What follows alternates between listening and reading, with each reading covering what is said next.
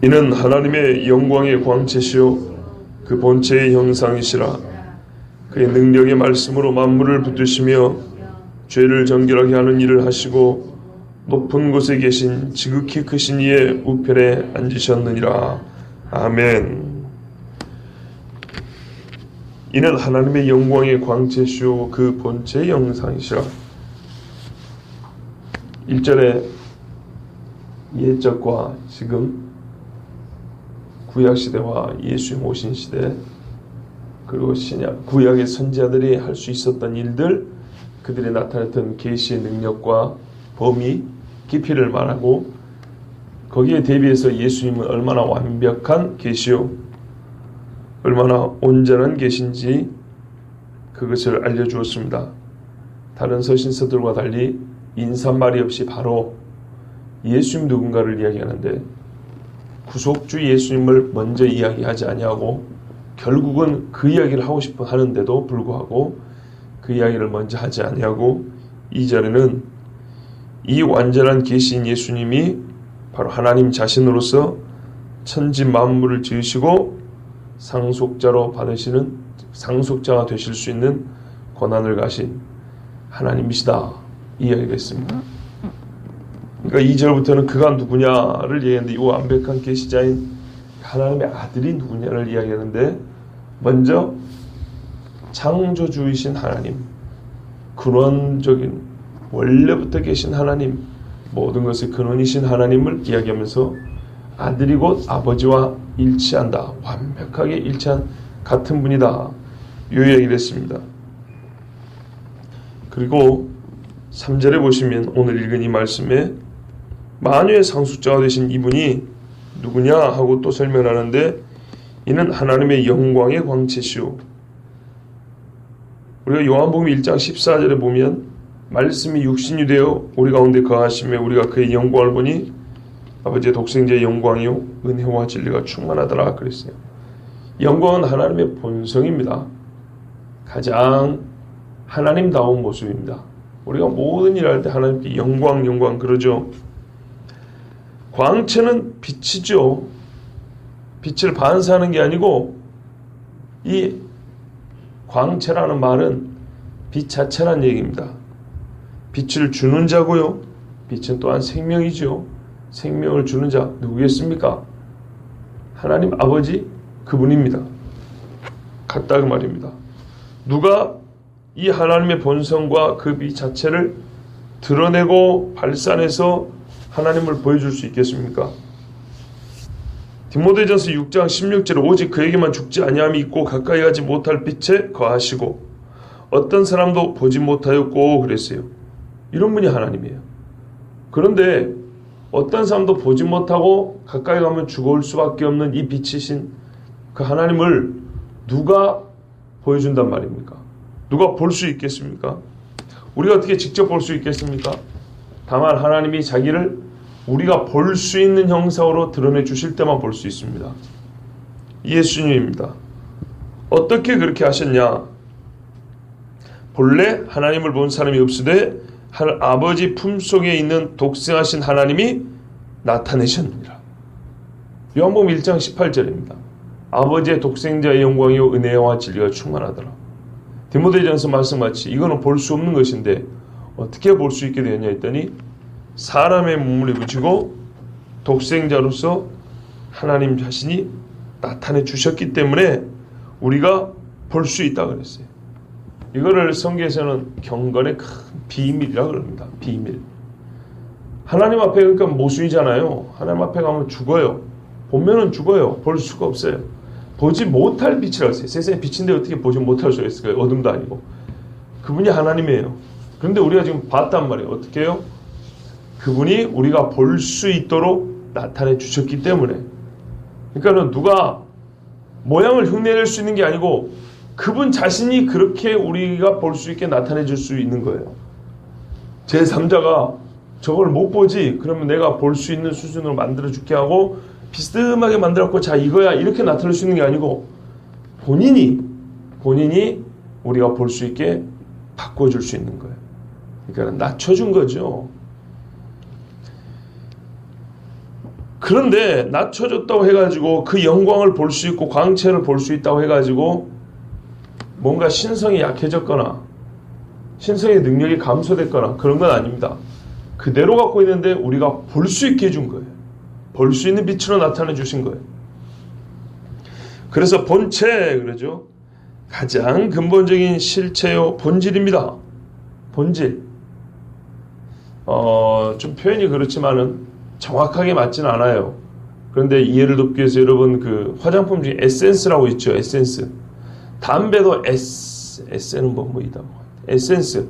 에센스는 뭐냐면 가장 기본적인 본질을 말하는 겁니다. 화장품 에센스도 아마 그런 용도로 쓰이죠. 색조 화장은 아니고 기본으로 바르는 화장으로 쓰이는 거죠. 그런 뜻입니다. 가장 내밀한 것. 그 자체. 예수님이 그렇게 하나님의 본체로 나타났다는 거예요. 그걸 그대로 가지고. 형상은 어떻게 된 형상? 우리가 하나님 형상이라고 그러죠. 도장 딱 찍으면요. 이 종이에 딱 찍는 거 말고 진흙판에다가 도장을 한번 찍었다 해보십시오. 진흙판에다가 이렇게 각이 큰 도장을 꽝 찍으면 거기 음각, 양각으로 해서 이렇게 모양이 딱 나오죠. 그러면 도장을 이렇게 이게 뭐지 이렇게 안 봐도 찍힌 거 보면 정확히 이게 뭔지 알죠. 그런 겁니다. 형상이라. 그러니까 사람 모양을 보면 우리 하나님을 직접 안 봐도 하나님이 우리가 하나님의 모양이니까 하나님이 우리 사람하고 비슷하겠구나. 많은 부분이 뭔가 일치한 부분이 있겠구나. 그렇게 알 수 있는 겁니다. 그런다고 하나님을 사람으로 보면 안 됩니다. 근데 예수님이 뭐라고요? 하나님의 형상이라. 봐보세요. 그 본체의 형상이라 그랬잖아요. 영광의 광채시요. 하나님의 그 본질을 뭐요? 빛으로 못 보는데 보여주신 분이요. 그리고 그 본체를 우리에게 볼 수 있게 드러내 주십니다. 그랬어요. 마치 도장 찍은 것처럼. 그래서 이 본체의 형상이라는 것은 아버지와 아들이 완전히 하나다는 것을 확실하게 얘기해 줍니다. 그리고 그 아들을 봤을 때 광채, 하나님의 영광을 접하게 된단 말이에요. 그래서 더욱 이분은 하나님 자신이구나라는 걸 부정할 수가 없어요. 그런데 예수님 당시에 많은 사람들이 예수님을 하나님의 아들이라고 할 때 부정했어요. 믿지 않았어요. 왜 그런다고요? 증거가 없어서 그런 게 아니고 싫어서 그런 거예요. 증거의 문제가 아니고 이거는 감정의 문제예요. 사람이 미우면 아무리 옳은 말을 해도 안 듣잖아요. 사람이 좋으면 아무리 다른 사람들은 뭐랄까요? 그 남자 혹은 그 여자하고 사귀면 안 돼 그래도 못 이기잖아요. 그런 거예요. 예수님 하신 일이 너무 보기 싫은 거예요. 예수님 하신 것이 너무 걸리는 거예요. 많은 거예요. 그러니까는 예수님 하신 말씀을 안 믿어요. 예수님 하시는 권능을 보고도 안 믿는 거예요. 싫은 거예요. 다른 것이 아니고 죽은 자가 살아났는데 그걸 어떻게 안 믿을 수가 있어요? 싫은 거예요. 네. 귀신이 나가는데 그걸 뭘로 설명을 해요? 귀신하고 귀신끼리 쇼를 할 수 있죠. 그래서 사람들이 그랬어요. 그 바알세부를 힘입어서 그런다고. 귀신의 왕을 힘입어서 그런다고. 그렇죠. 쇼할 수 있어요. 실제로 그런 사람도 있고. 그런데 그런 경우는 쇼기 때문에 금방 드러나요. 네, 쇼니까. 그런데 예수님 하신 일은 안 바뀌잖아요. 한 번 하고 나면.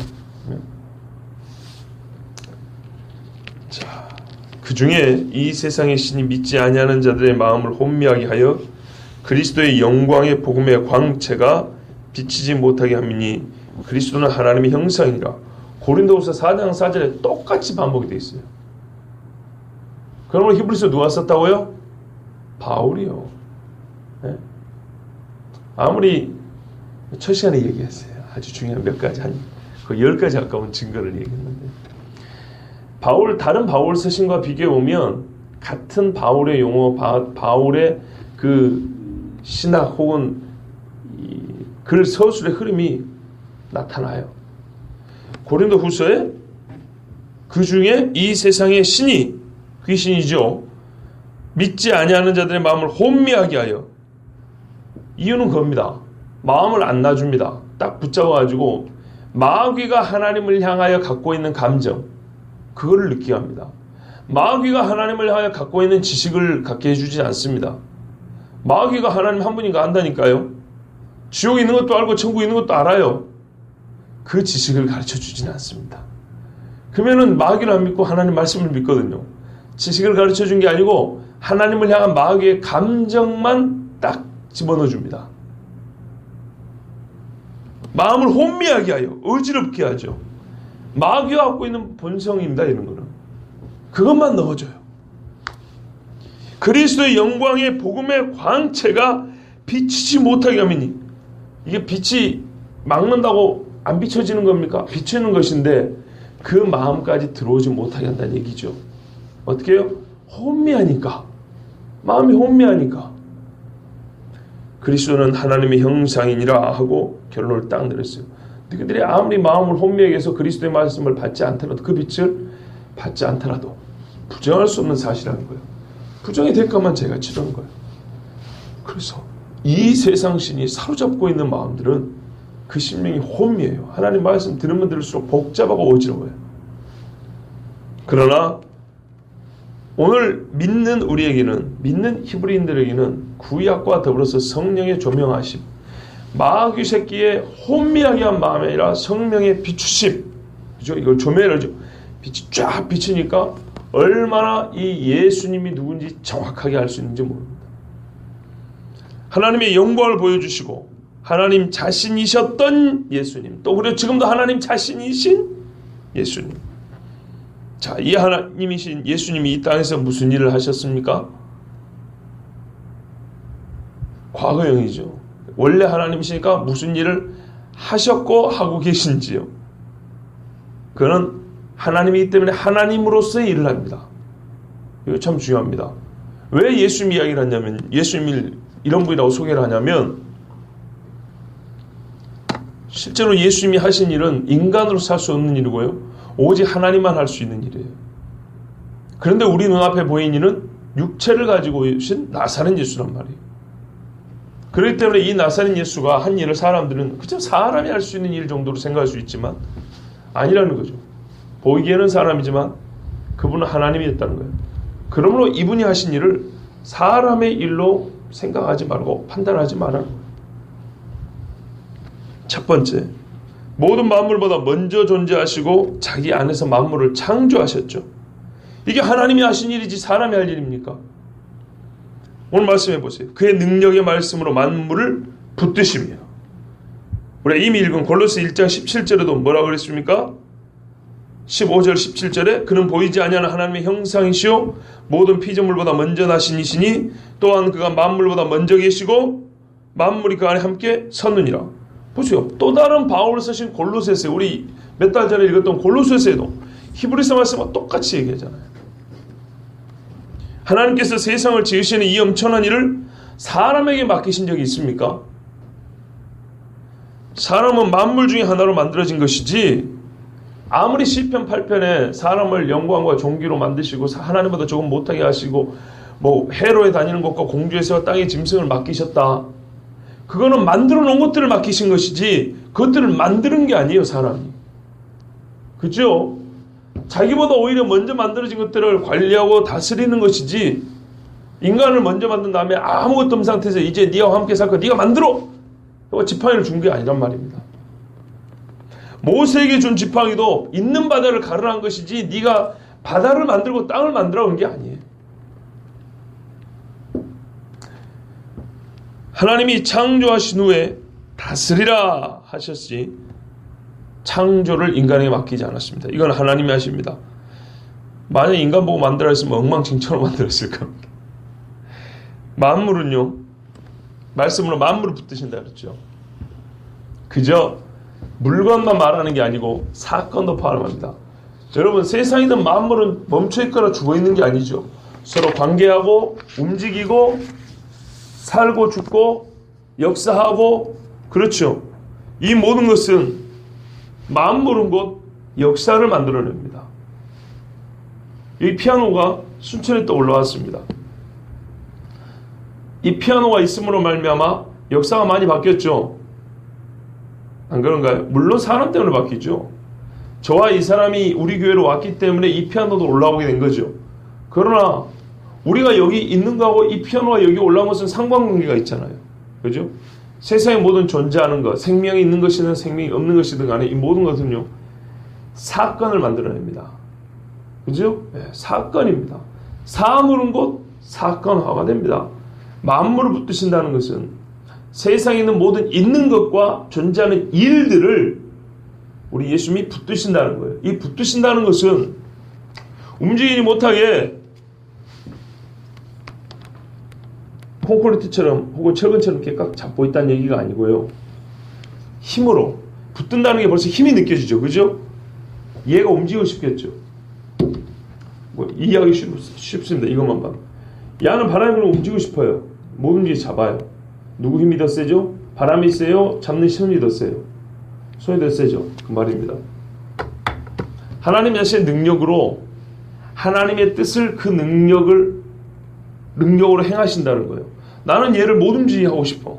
그래서 하나님이 딱 잡아요. 다른 것이 못 움직이게. 흔들지 못하게. 나는 얘를 움직이고 싶어요. 저리 던지고 싶어요. 저쪽으로. 이스라엘을 느부갓네살에게 팔아보고 싶어요. 안 가려고 제 아무리 자기 집 문고리를 잡아도 끌고 가버립니다. 하나님이 넘기셨다 그랬거든요. 이게 붙드시고 옵니다. 하나님 자기의 힘으로 세상이 이기지 못할 하나님 자기의 힘으로 밀어붙인다 이 말이에요. 뭐를요? 하나님의 뜻을. 못 움직이게 하고 싶으면은 하나님의 뜻이 세워졌죠? 그 뜻을 하나님의 힘으로 행해서요. 움직이게 하고 싶어요. 그러면 세상이 아무리 못 움직이게 하려 해도 하나님의 그 세워진 뜻을 하나님 힘이 밀어붙여요. 아니면 끌고 가요. 즉 사물을 통해서 사건을 만드신다는 얘기입니다. 요셉과 마리아가 그 나이에 애를 낳고 싶었겠어요? 둘 다 싫다 그랬어요. 한마디로. 처음에 다 싫다 그랬어요. 그런데 주의 종이기 때문에 말씀하신 대로 순종한 것이지 인간적인 자연스러운 이 마음으로는 그게 원했던 바가 아니에요. 근데 하나님은 그걸 원하셨어요. 그래서 어떻게 했습니까? 성령이 가셨죠. 아니 천사를 통해서 가셨죠. 하나님의 뜻을 말씀하셨어요. 하나님의 뜻이 이러하다. 어쩔 거냐. 그때 이 두 사람의 뜻이 바뀌었죠. 네, 이게 붙드심입니다. 수많은 순교자들이 도망을 갈 수 있었어요. 나까지 도망가면 많은 사람이 믿음을 잃을 것 같아서 어떤 이는 도망을 일부러 안 가고 죽은 사람들도 있습니다. 하나님이 그의 믿음을 붙드시며 세상의 모든 걸 잊게 하시고 그 있는 것을 하나님의 뜻대로 힘을 하나님의 능력을 행하셔서 장소와 변화와 역사를 이루신 분. 이거 사람이 합니까? 하나님이 합니까? 하나님이 하시죠. 하나님과 일치된다면서요. 그래서 실제로 그 일을 하셨다고요. 예수 모셔서 무슨 일을 하셨습니까? 십자가에서 한편에 달린 강도를 살리셨습니다. 이게 정말 기가 막힌 사건입니다. 보통 인간들은 이 말씀을 가지고 아무렇게나 살다가 죽기 전에 주여 나를 용서해 주세요. 아멘. 이러면 천국 간다고 저번에 밥 먹을 때 보니까 어떤 술 먹는 남자가 이런 소리 하던데 우리가 기도하니까 우리 조롱하려고 자기들끼리 그런 얘기를 하더라고요. 그런 소리가 아닙니다. 예수님이 그날 그 옆에 있는 한 사람을 구원하고자 하지 않았다면 같이 매달려 있는 처지에 믿을 수가 있었겠습니까? 처음에는 둘 다 욕했다 그랬어요.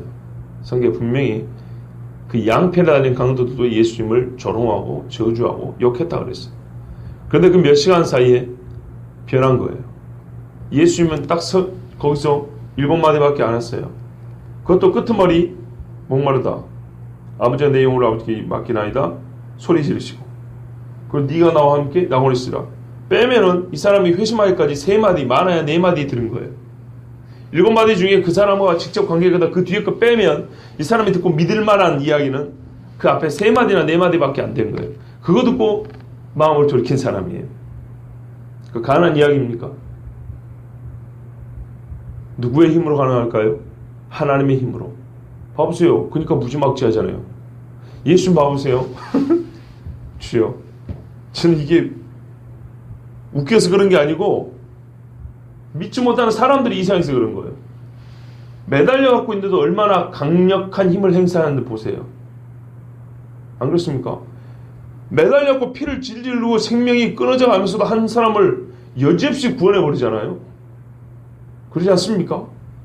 아무것도 안 했어요. 죽은 자를 살리지 않고 사람들이 내려와 봐라 그러면 믿겠노라 그랬어요. 이게 인간들의 방식이에요. 내려오면 믿겠노라. 그래도 안 믿겠지만 물론. 이게 인간의 방식인데 전혀 그런 방식을 쓰지 않았어요. 인간들은 보통 그런 믿겠대요. 안 내려오니까 못 믿겠대요. 안 내려왔는데 못 믿겠는데 옆에 믿었잖아. 그죠?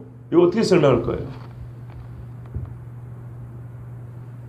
그가 능력의 말씀으로 만물을 붙드시며 뭘로 구원했어요? 능력의 말씀으로. 죽은 자를 살렸습니까? 500명의 떡을 한 1000개씩 만들어냈습니까? 십자가에서 못이 그냥 툭툭 빠져갖고 내려와서 피가 그냥 싹 들어가가지고 다시 피부가 아물었습니까? 아니요. 그 십자가에 매달려 있는데도 불구하고 몇 마디 능력의 말씀으로 만물보다 가장 귀한 하나님의 형상 한 생명을 구해내버렸잖아요. 구원해버렸잖아요. 영원히. 이걸 사람이 할 수 있는 일인가요? 두 번째입니다. 죄를 정결하게 하는 일을 하시고, 그렇죠? 레위기 16장 30절에 이날에 너희를 위하여 속죄하여 너희를 정결하게 하리니 너희의 모든 죄에서 너희가 여호와 앞에 정결하리라 그랬어요. 정결. 율법에서 들은 이야기입니다. 제사에서. 율법을 따라 거의 모든 물건이 피로써 정결하게 되나니 히브리서 9장 22절에서도 역시 구약의 정결례 혹은 제사를 인용을 하면서 이 정결을 이야기합니다. 근데 이거를 먼저 딱 선언을 하신 거예요. 그 자세한 이야기는 이제 뒤에 나오고요. 이분이 하나님이 무슨 일 하신다고요? 우리 죄를 정결하게 하셨대요. 사람이 할 수 있는 일입니까? 아니죠. 정결하게 하는 방법 혹은 정결하게 하는 행동 자체를 누가 하셨냐? 예수님이 과거에 이미 그 일을 끝내셨다는 거예요. 단번에 속죄제사. 이건 짐승의 피가 아니에요. 히브리서 10장 4절에 이는 황수와 염소의 피가 등이 죄를 없이 하지 못합니다. 그 피는 엄청나게 많았지만 불가능했어요. 근데 그거를 하셨어요. 누가요? 하나님이. 사람의 방법으로는 소 잡는 거, 염소 잡는 게 최고의 방법이에요. 그런데 안 돼요. 이만큼도 죄를 못 사했어요. 그는 저 대제사장들이 먼저 자기 죄를 위하고 다음에 백성의 죄를 위하여 날마다 제사 드리는 것과 같이 할 필요가 없으니 이는 그가 단번에 자기를 들여 이루셨습니다. 딱 한 번으로 끝내셨어요.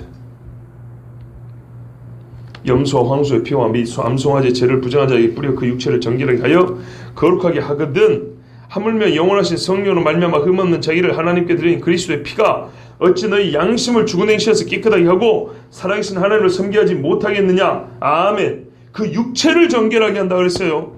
여러분 구분을 잘해야 돼요. 영원히 영혼을 정결하게 하는 게 아니에요. 짐승의 피는 그리스도 와서 하실 일을 예표할 뿐이었지요. 히브리서 종합적으로 해석을 봐요. 그런데 그 아들의 피는 어떻게 해요? 영원하신 성령으로 말미암아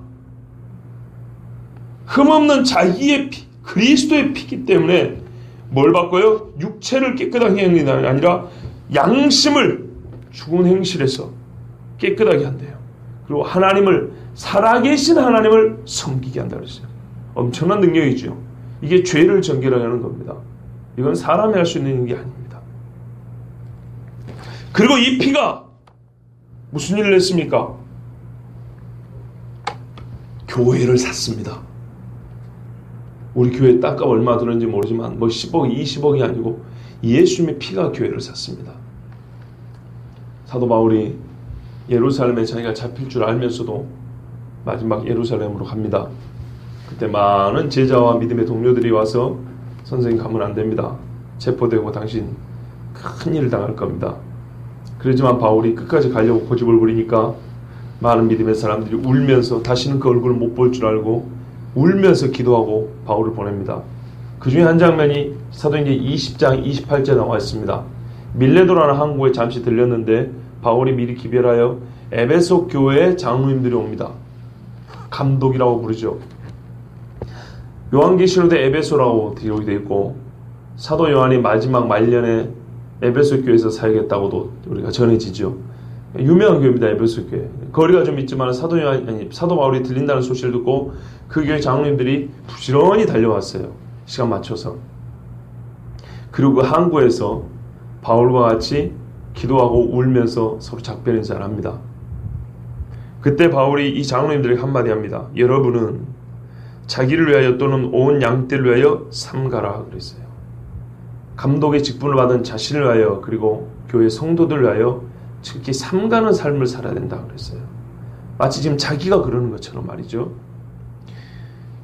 그들 가운데 성령이 중요한 겁니다. 성령이 그들 가운데 여러분을 감독자로 삼고 누가 세우냐는 거죠. 성령이 감독자로 삼고 하나님이 자기 피로 사신 교회를 보살피게 하셨느니라.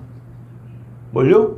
하나님이 자기 피로, 여기서 그리스도의 피라고 안 그랬어요. 자기 피. 그러니까 일치한다 그랬잖아요. 하나님이 자기 피로 사신 교회를 보살피게 하셨느니라. 그래서 항존직이라고 그럽니다. 죽을 때까지. 그죠?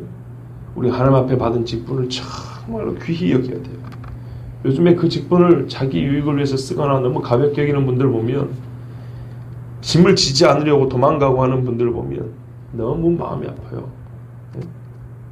바울이 자기 이제 이 장로님 못 봅니다. 앞으로 얼굴 마지막 유언이에요. 유언. 예? 해준 말이 이거예요. 성령께서 당신들 이 교회 감독자로 세우지 않았냐. 하나님이 자기 피로 세우신 사신 교회를 잘 보살피라. 그리고 행실을 삼가라. 이렇게 유언을 남기고 간 거예요. 얼마나 울면서 서로 기도하고 보냈는지 모릅니다. 죄를 정결하게 하시는 이 그 피가 교회를 샀습니다. 그리고 높은 곳에 계신 지극히 크신 이 우편에 앉으셨느니라 그랬어요. 죄를 정결하게 하시는 일의 결과, 그리고 시간이 단절되지 않고 연속되어서 자연스럽게 한 덩어리로서 죄를 정결하신 일을 하시니만 할 수 있는, 얻을 수 있는 영광이 있어요. 그게 뭐예요? 저 높은, 가장 높은 곳 중에 높은 곳, 인간이 생각할 수 있는 최고의 높은 곳에 올라가셔가지고 가장 크신 분, 그러니까 아버지 하나님 그 우편에 앉으셨다 이렇게 돼 있어요. 최고의 영광을 얻은 거죠.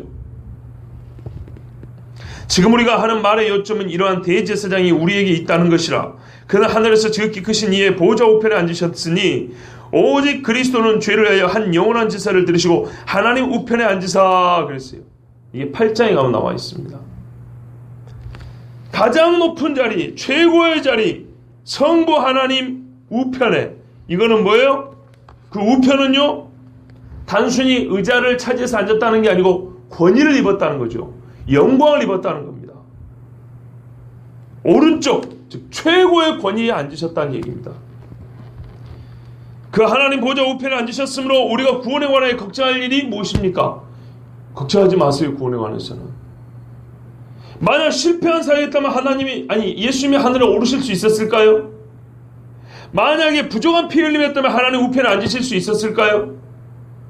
만약 다른 사람이 와가지고 다른 이가 피를 불려가지고 그 피가 추가되어서 우리가 구원을 받을 수 있다면 하나님의 아들 예수께서, 좀 불쾌한 표현이 될 수도 모르지만, 다시 와서 우리를 심판할 권한이 있을까요?